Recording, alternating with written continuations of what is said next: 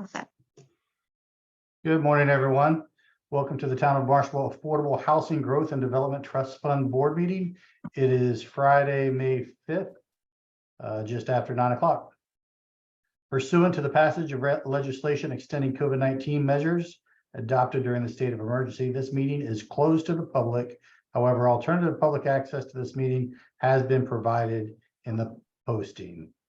I need to request notification of recording.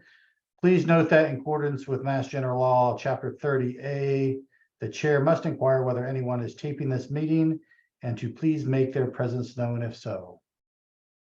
All right, seeing none, we'll have a call to order. Roll call, Mark Milne. Here. Wendy Northcross. Present. Laura Schufelt. Present. Andy Clyburn, present. All right, we'll move on to public comment. Do we have any members of the public with us today who would like to make comment? Seeing none, we'll hop right into the topics of discussion. First, the first item is approval of the minutes from March 3rd, 2023. Well, I think we've all been provided the minutes from Ellen. Do we have any discussion of the minutes? I'll move to approve. All right. Second. All right, I have a motion to approve in a second. Roll call vote, Mark Milne, Yes. Wendy Northcross, Yes. Laura Schufelt, Yes. Andy Clyburn, yes. All right, item number 2 on today's agenda. Trust administrators update and follow-up. Jillian Douglas, please. Hey, good morning, everyone. Thanks for being here. My first question, I guess, with the procedural clarification it has to do with the reporting to the Community Preservation Committee. We in our documents, it says that we're doing that quarterly, or that we're supposed to. And I was told that we have authorization to do it semi-annually. One of the things that was a little bit off was when we switched to semi-annual. I think we were on sort of an April, October schedule. Mark Milne and I had a brief discussion about just setting to ensure that our reporting correlates with calendar year and fiscal year. And I just wondered, do we need to have a vote to do that, something to document it, or just a memo that you'd like me to put in record? Or Charlie, do we need a vote? I don't think you do. I suppose just a sense of how you'd like to proceed. And I think we're kind of operating on that basis anyway. Yeah, I personally think it makes more sense to do January and July. Do we have any other thoughts from any trustees? I think that makes sense, especially because CPA has to report in September our activities. So doing it in July makes sense. All right, I see everyone nodding appropriately. Let's plan on it, okay. Jillian. Thank you. Thank you so much. So I will use this discussion as any formal backup to why something might be different from what's in the trust document. So I just wanted to make sure we had something on record. Thank you so much. Jillian, you can also just follow up with a quick email to Lindsay on that, notifying him that we discussed it at the board. Yes, and actually that's a great idea, because if they have any reason that they need information on a different level, I hope they would just reach out to me. I will welcome that. Just updating on the residences at 850 Falmouth Road. The fair marketing and lottery is well in progress. The deadline for for applications is the 19th. We've received over 80 of those so far. I personally am receiving through drop-offs, and so that's all going well. The lottery itself will be the 31st, and we are hoping to do both a Zoom and a live. So the live would be at the town hall, and I would just draw the names. It's kind of a long process, and we don't read out names, we read out numbers. So it's kind of boring, but that allows people to know that it's all clear and transparent. And so that's just an update, so you know how that process is looking. Laura? Any questions? I do. considering the issues with this marketing and lottery and lack of oversight to make sure that it was done when it was supposed to be done and done correctly. Just wondering what procedures or things have changed, may have changed, or how the town is going to make sure this doesn't happen again.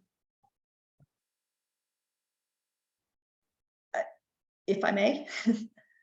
The floor is yours, yeah. Well, I don't know, do we want to do some draft procedural documents on that for us? I think typically what happens is when a monitoring agent proposes a marketing plan, usually it's all laid out in the marketing plan.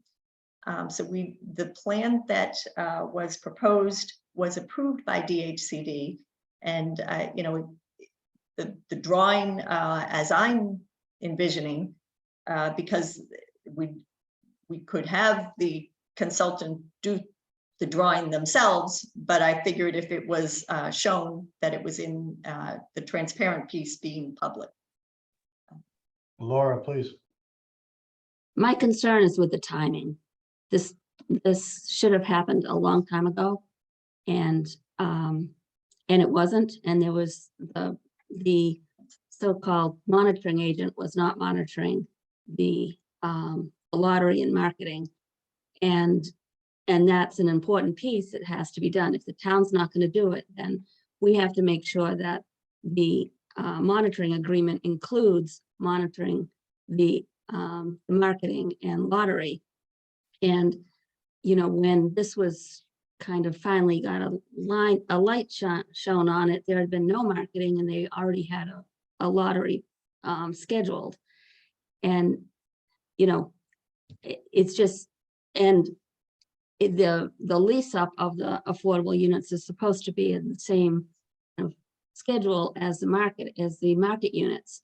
Market units will be, you know, have been leased up, and we're not even having the lottery until the end of this month, and then they have to give lottery winners at least 30 days after they offer a unit to get in. So they won't be in until probably July. And so it's a concern that the marketing and lottery for these units, which we put a lot of money into, was basically not done by, you know, by the procedures that they put in their marketing plan, and nobody was watching. Question please. to Yeah. Laura on just going back to that. My understanding from the consultant was that they were waiting for their certificates of occupancy before they would start the marketing. And I gathered you're saying that's not proper? Is that... No, you have to do 60 days of marketing before a lottery. That's, you know, through the guidelines, that's required. Mhm. So you have obviously they were marketing the market units before that, and the lottery agent, who shouldn't be doing lotteries, in my opinion, you know, should have known that. She probably, you know, she's done others. She should know that that it should be started, so that the lottery is like 45 days before lease up is proposed. They knew when they were going to be leasing up. So Laura, are you suggesting that the trust needs to take some sort of action? Well, we have a housing coordinator. I think somebody, you know, we have to at least make sure, you know, through the attorney's office probably, that the monitoring agreement that is signed includes monitoring the marketing, and it's somebody that understands that process. Would it? Yeah, I get the first part of that. The second part of that's a little subjective, I think.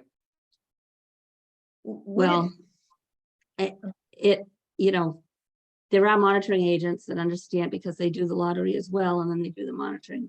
Not the same person, but they do that as part of their business So plan is that also. something that we need to roll into future awards, in your opinion, or how do we handle that moving forward? I think we have to be really clear that the attorneys, that the town attorney has to approve the monitoring agreement. and that within the monitoring agreement, it has to have monitoring of the marketing and lottery. The Housing Authority's monitoring agreement was only for annual recertifications of the tenants that were already in there. And that's not good enough. There needs to be monitoring of the marketing and lottery. And DHCD has one person doing it for the state. There's no way that we can advocate it to them. All right, any other discussion on this? Wendy, please. Just a quick question. Jillian, you said we had 80 applicants.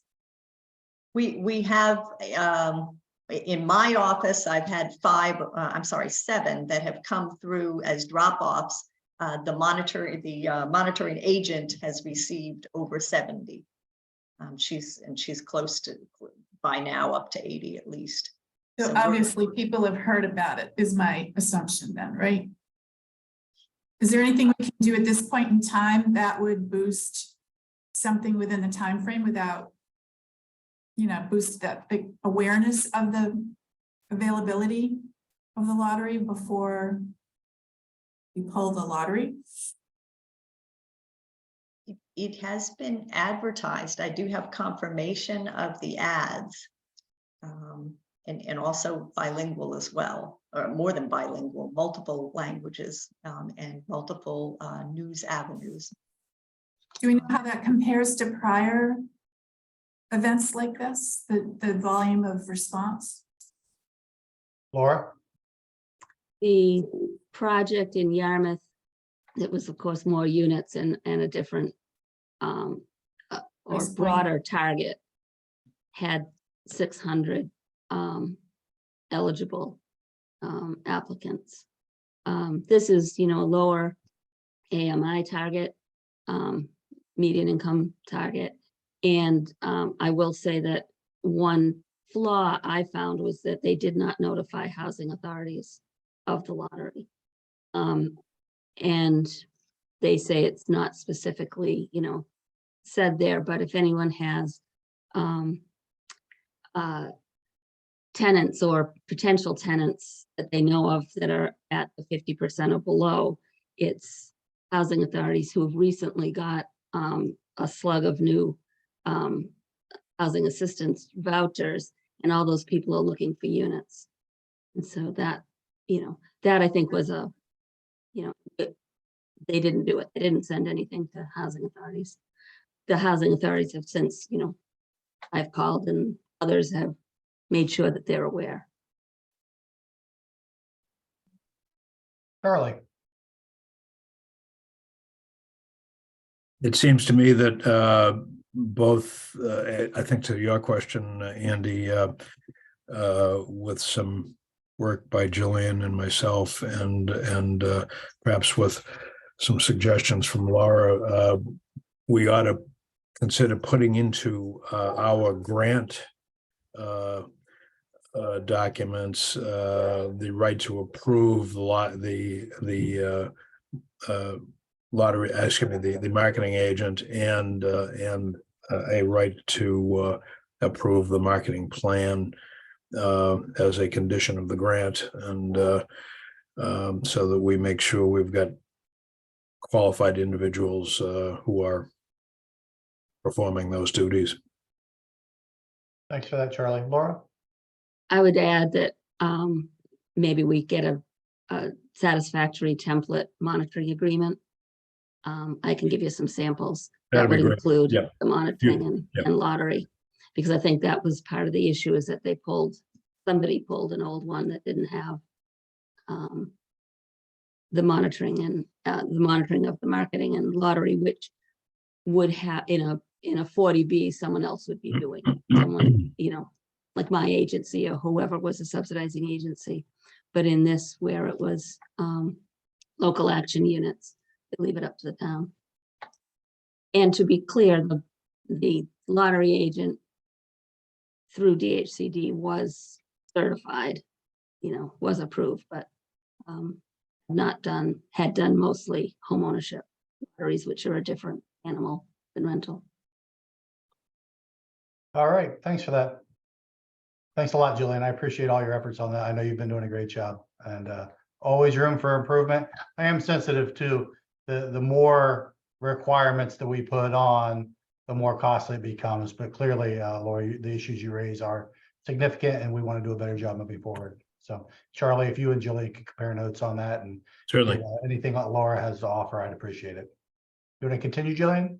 Yes, thank you very much, and thank you for the discussion. It helps me to better understand what to look for in the future.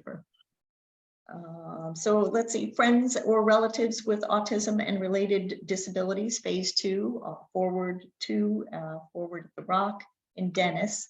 Our allocation in February of 375,000 still stands, and I can report that the 4 other towns that have also put money towards it have completed through their town meeting approvals.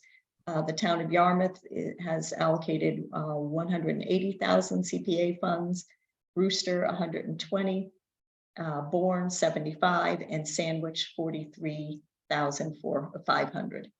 So it looks like that program and that project are on track. So that is all looking good. We have a template for a grant agreement, but we haven't finalized that yet. So Charlie and I will, I'm sure, continue to work on that. So those funds are committed, and it looks like that's progressing. Andy, Excellent. Is that all, Andy? Jillian? I'm sorry, Laura, please. I just would add that they also were funded by DHCD in the supportive housing round. So they're pretty much got everything, just about everything. I think they might be asking for home funds that haven't been committed yet. But I think just about everything's been committed. I guess if anybody had questions about the project or anything further to add, please feel free. Anyone? Any other questions for Jillian? All right, thanks for the update, Jillian. I appreciate it.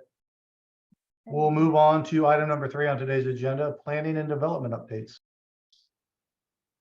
Thank you, Andy. Elizabeth Jenkins, Planning and Development. I'll be brief this morning. Just wanted to share, obviously the big issue is that we are still looking for a housing coordinator. We advertised that position with a slightly different job description to hoping to broaden the reach of candidates, and that closes here in a week or so. So hopefully we have a successful hiring process on that one. Just want to let folks know we are have been in close touch with the housing committee. We did have a meeting working on the LIP, local action unit application for Hanover and the 36 units over there. Again, they're very anxious to get going because those units are well under construction and considerable lag time in DHCD to get those documents approved. So trying to help them along with that as quickly as possible. On other fronts, I have been attending the meetings with the county and following their regional process. Jillian and I think Wendy was there as well, but working closely with them on that dialogue, that regional plan. Still be speaking very loudly in support of regional housing service office to help help address and add capacity to some of these issues that we've spoken about this morning. So I'm in dialogue with the commission on that. We are working to put together a sort of a resource guide for developers. There's a lot of different opportunities out there when it comes to funding for affordable housing. So talking again to the county, of course, our own staff locally, to make sure that we have a really great marketing package for developers and really trying to attract affordable housing developers to work in the town of Barnstable. But I guess the other thing I'll say, very excellent interest in housing production in downtown Hyannis post that zoning change. working on three what I would call major projects, two with affordability components well above the inclusionary. So exciting development there and exactly what we wanted to see come forward. Thank you. Fantastic. Thank you, Elizabeth. Yeah. Do we have any questions for Elizabeth this morning?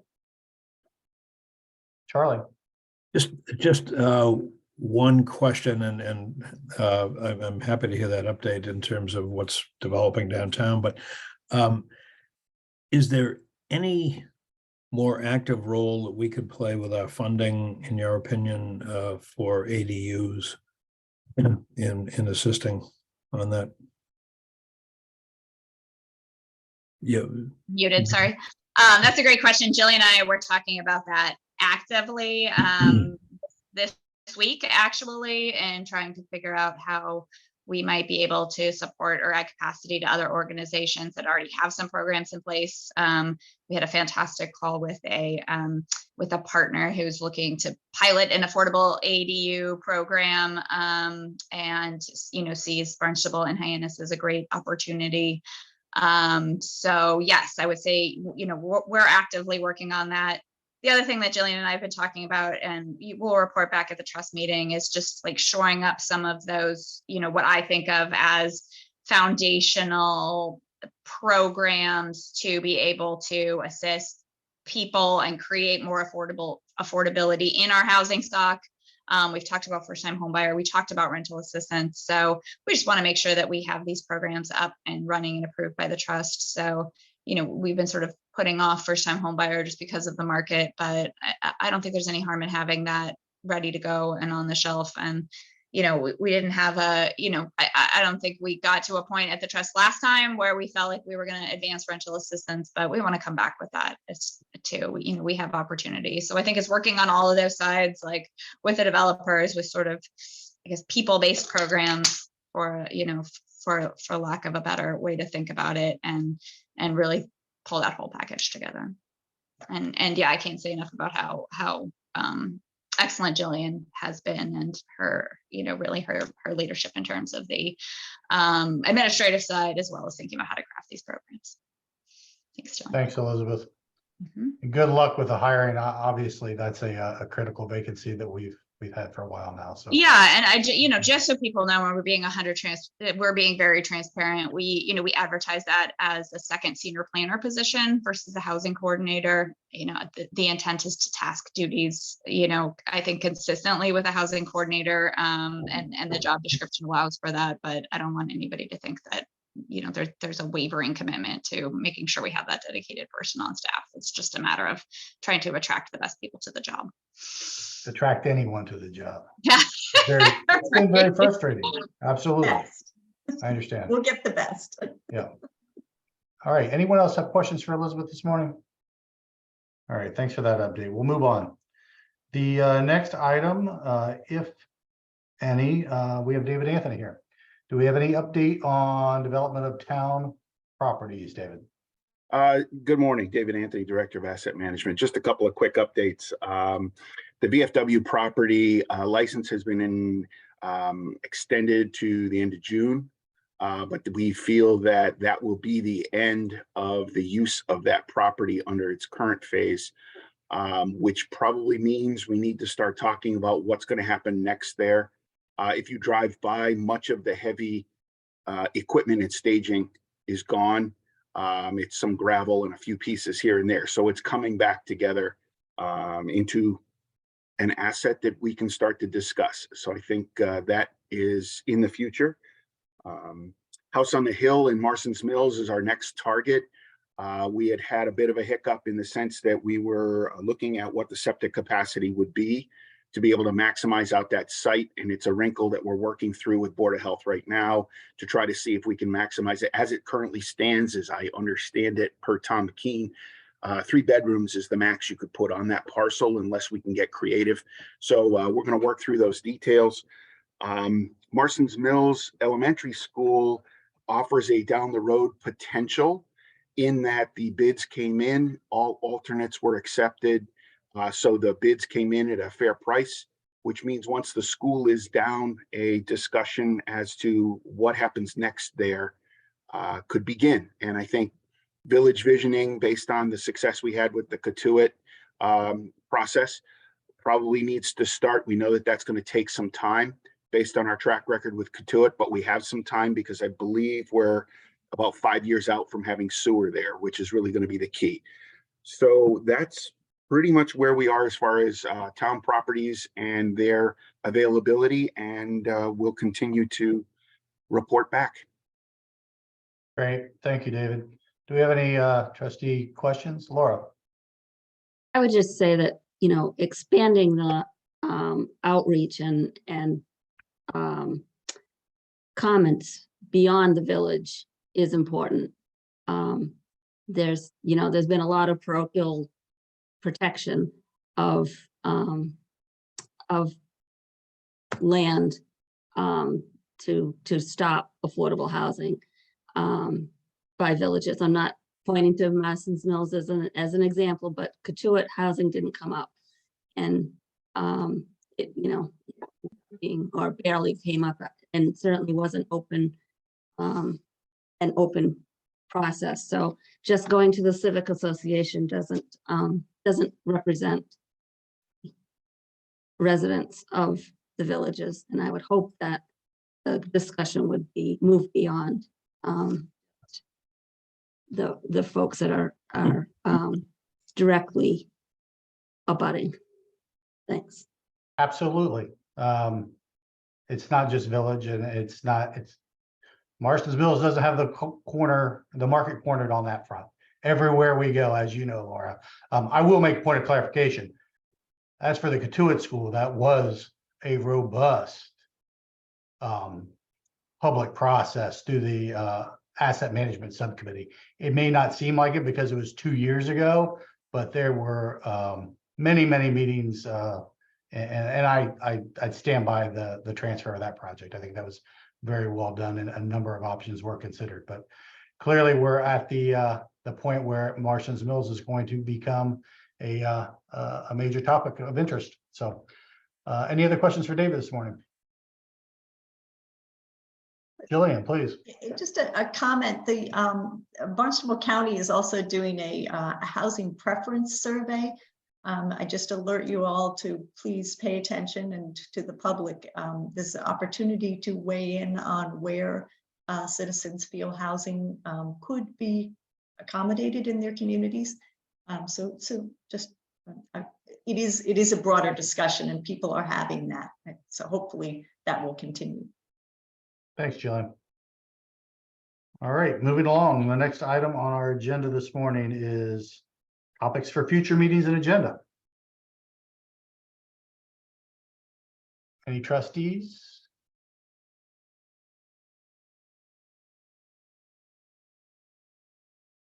No discussion? Well, that gives you a lot to work on, Jillian. Yes, very good. And you know I will. I know. Elizabeth and I are very attentive to these issues. The housing is a I'm big sorry, one. I was a bit flipped there. Laura, please. I think if you look at the minutes that we just approved, I had suggested that we take a look at the SHI, or at least, I know it probably doesn't fall within our purview, but the SHI needs work, and the new numbers will be coming out. The census numbers will be coming out at the end of May. So I assume by June we'll have a new SHI, but as long as that SHI is not accurate, it's not meaningful. So Thanks, Laura. I just would put another plug in for either hiring a consultant to do that. I think I also kind of want to tamper some expectations for the regional housing coordinator. The first 2 years of that, if anyone's read the RFP, is just going to be getting files together for all the affordable housing units on Cape Cod. I can't see that any firm or anyone else, that's the basic scope of work. And then after that, towns will be asked to contribute so that those units could be monitored. And I think the responses had to be in, I think, today, either last week or today. So wanted to make sure folks were aware that that isn't going to be an instant help for the town to monitor units. Thanks. Thanks, Laura. Jillian, please. One more comment on the subsidized housing inventory. If we can get that well updated and forward that information, that does make that startup curve for the county a lot quicker. So certainly I underscore that as well. And I'm not sure whether the fund, the trust could fund a contract like that. But it is definitely relevant to what we're doing. Thanks, Jillian. Laura, please. I think that we could fund it with the non-CPA funds. Okay. So Mark, could you take a look at the availability? And perhaps we could discuss that at the next meeting. Yes, I can provide the board with an updated financial statement of both Great. CPA and non-CPA funds. Perfect. Thank you. All right. Do we have any other topics? Any topics other than that we want to cover today? We're at the end of the agenda. All right. I'll entertain a motion to adjourn. So moved. I'll move. Second. Second. Second, if I Second. wasn't. Third, All right. Roll call vote. Mark Milne, Yes. Laura Schufelt, Yes. Wendy Northcross, yes. Andy Clyburn. Yes. All right. Happy Cinco de Mayo. Have a great weekend, everyone. Thanks, everyone. Peace.